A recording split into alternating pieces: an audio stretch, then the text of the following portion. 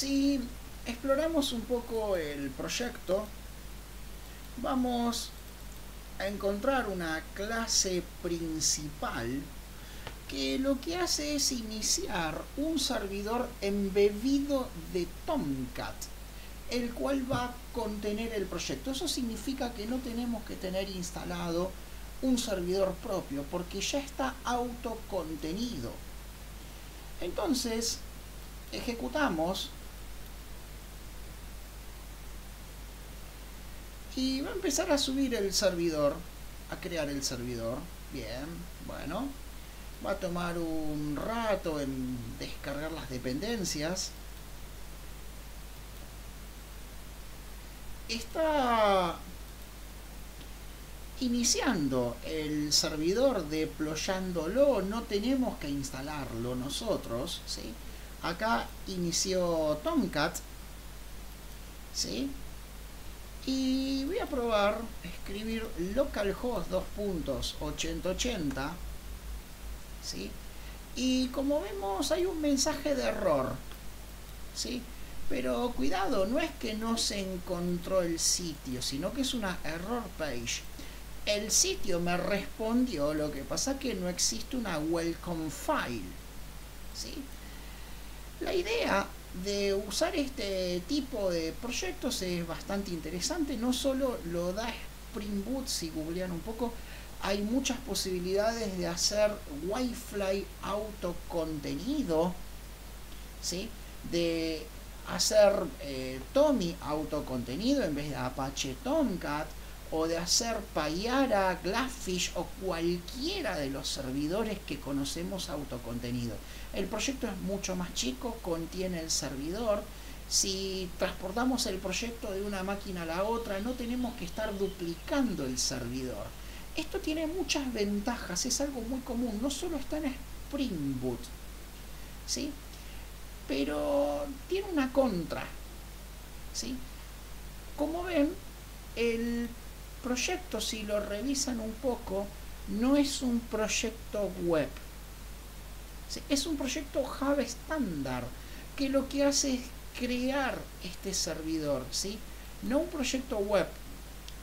Eso hace, ¿sí?, que cada vez que querramos crear un componente web como un archivo HTML, un archivo JCP, ¿sí?, un archivo CSS, un archivo JCF, si cualquiera de esos archivos web que conocemos, archivos de maquetado, porque cuando hablamos HTML hablamos del maquetado, o archivos de programación como JCP o JCF, que es una vista, cuando querramos agregar alguno de esos archivos, como el proyecto no es web, el IDE no me va a ayudar con la sintaxis.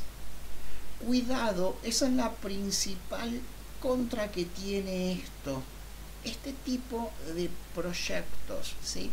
Si ustedes quieren hacer un JCF, un JCP, le piden agregar al IDE un archivo, pero el IDE no los puede guiar con la sintaxis, porque el IDE no ve este proyecto como un proyecto web. Ese es el problema que tenemos, ¿eh? Pero cuidado, eso no es porque estamos usando este IDE. Si lo abren al proyecto con NetBeans, lo abren con Eclipse, con IntelliJ, con lo que fuera, va a pasar exactamente lo mismo, ¿sí? Cuidado, tiene ventajas y tiene contras. Ahora, ¿para qué usaría un proyecto de este tipo en un servidor autocontenido? Si lo que voy a hacer son servlets, o lo que voy a hacer son archivos de servicios REST que son solo archivos Java, está muy bueno. ¿Para qué estar conteniendo esa parte de interfaz gráfica web? Si voy a producir un servlet o voy a producir un servicio REST, en ese sentido está muy bueno y suma este tipo de proyectos. Hablo concretamente de los proyectos con servidores autocontenidos, ¿de acuerdo? ¿Cómo es este tipo de proyecto?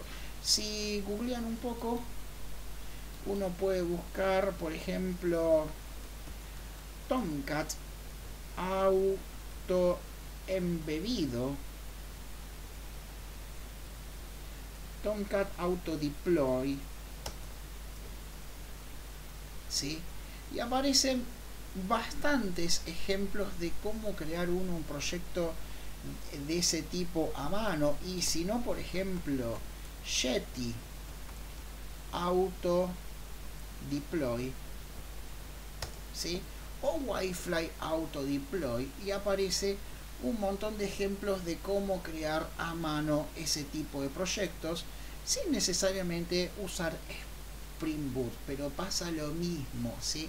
Está bueno, es portátil, pero el IDE no da asistencias en sintaxis de ningún tipo, ¿sí? Cuando tenemos que hacer un archivo de interfaz gráfica web, ¿sí? Sea un archivo con programación o de maquetado, ¿sí? ¿Por qué? Porque el proyecto que armamos es un proyecto Java convencional, ¿sí? Hay que tener en cuenta eso. Espero que sea útil esta herramienta de Spring Boot.